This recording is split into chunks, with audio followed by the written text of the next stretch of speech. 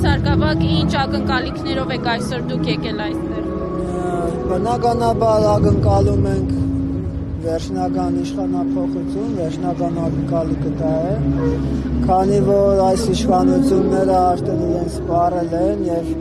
հանրային համերաշխության առումով կոնե, եթե մնացած բոլոր պատճառները տնենք մի կողմ, միայն այն բանի համար, որ այսօր հասարակությունը պարակտված է եւ բևեռացված է, եւ արդեն տեսնում ենք բռնության դեպքեր, երբ որ իրենց կողմից ինչ-որ խմբեր հարձակվում են այլ կուսակցության անդամների վրա եւ բռնության են տվում։ Այս ամեն ինչը շատ մտահոգիչ է, քանի որ շատ մեծ հավանականություն կա արդեն ավելի սրվելու իրավիճակը եւ քաղաքացիական բախումների։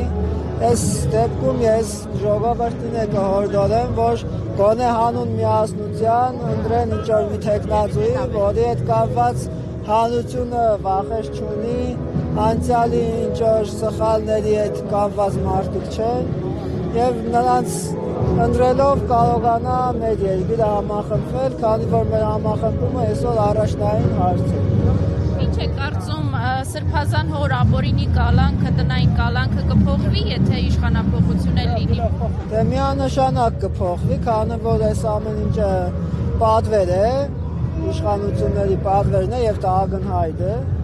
Միանշանակ փոխվելու է, եթե իշխանափոխություն լինի, իսկ եթե իշխանափոխություն չլինի, արդեն վիճելի է այդ հարցը կփոխվի թե չէ, որովհետեւ իրենք հետագայում ուզում են հարձակվել նաեւ եկեղեցու վրա, ինչի համար որ կարող է Սրբազանին որպես ուժեղ հոգեվորական պահեն կալանքի տակ, որպեսզի իրենց սև գործին չխանգարվի։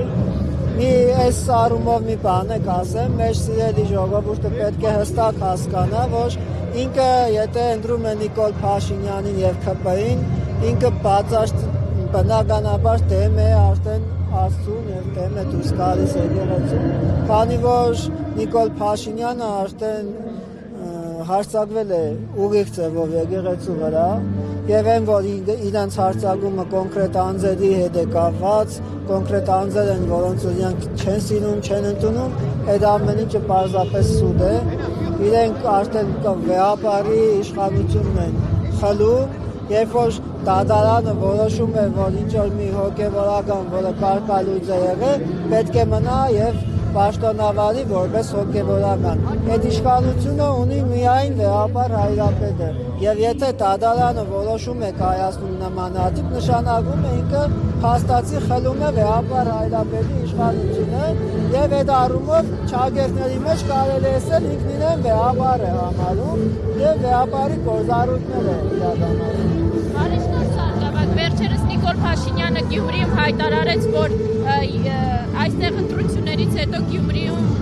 ընտրություններ կանցկացվեն արտահերթուկ, որպես Գյումրու բնակիչ, ինչպես ընդունեցիք այդ հայտարարությունը եւ Գյումրիում ինչ տրամադրություններ են այդ հայտարարության վերաբերյալ։ Ճիշտն ասած, ես չէի իմացել այդ հայտարարության մասին, բայց խիստ մտահոգիչ է, քանի որ ընտրությունները անցկացվել են իրենց իշխանության օրոք եւ իրենց այդ նմանատիպ որոշումը կամ մտքերը բնականաբար անհասկանալի են։ Եթե օրինակ լիներ մի այլ իշխանության օրոք ընտրված քաղաքապետ, այդ առումով կարելի է հասկանալ, ասել, որ դե մարդը ասում է ուրիշ իշխանություն է եղել, ընտրակաշառքներ են արել, էս են արել, կեղծել են եւ ընտրել են իրենց ուզած թեկնածուին, բայց եղել է իրենց իշխանության օրոք ընտրությունը եւ ժողովուրդը իր կամքն է արտահայտել եւ եթե իրենք փորձեն նորից ընտրություններ անել, դա նշանակում է իրենք ժողովրդավարության դեմ քայլ են անում եւ փորձելու են կեղծել։ Այսինքն իրենք բոլոր լծակներն ունեն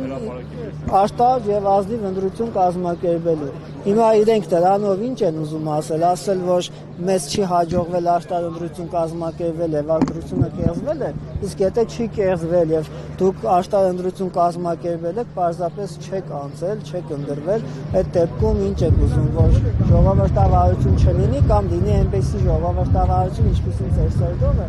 Սա հերուրանք է, հիմարություն է, չգիտեմ, ժողովրդավարության դեմ քայլ է։ Ընդհանրապես Նիկոլ Փաշինյանի շատ խոսքեր նույնիսկ մեկնաբանության արժանի չեն, որտեղ սա պարզապես բռնատիրություն է եւ ինչ ուզենք կանենք սկզբունքով են իրենք առաջնորդվում։ Մեր ընտրված քաղաքապետին, որովհետեւ մենք ենք ընտրել, Գյումրիի բնակիչներն են ընտրել, իրենք եկան եւ ինչ որ շինցու գործերով ձերբակալին տարան, դա անհարգանք է Գյումրիու բնակչության հանդեպ, Գյումրիու ընտրող քաղաքացիների հանդեպ։ Ես այդպես եմ գնահատում, սա պարզապես անհարգանք է մեր հանդեպ։ Բարի շնորհակալություն, մենք գիտենք, որ Նիկոլ Փաշինյանը արշավ էր սկսել եկեղեցու ամենայն հայոց կաթողիկոսի դեմ եւ իր նախընտրական ծրագրում նա այդ մասին կետ է ներառել, որ բարեփոխելու է եկեղեցին, ինչ է կարծում, նրան հնարավոր է այսպես ասած բարեփոխել եկեղեցին։ Դες իրանք ասեի կեղծավոր նախ ինքդ քեզ բարեփոխիր, ինչպես Քրիստոս է ասում, նախ քո աչքի կերանը հան եւ հետո պարզ կտեսնես եղբորդ աչքի շուվը հանելու համար։ Սա պարզապես կեղծավոր հայտարարություններ են։ Իրենք այն մարդիկ չեն, որ ինչ որ բան կարողանան բարեփոխել, իսկ եթե ուզում են բարեփոխել, կարող են սկսել իրենցից ու իրենց կուսակիցներից։ Իրենք երևի մինչև կյանքի վերջ չհասցնեն իրենք իրենց բարեփոխել։ Այնքան որ աշխատանք ունեն անելու այդ ուղղությամբ։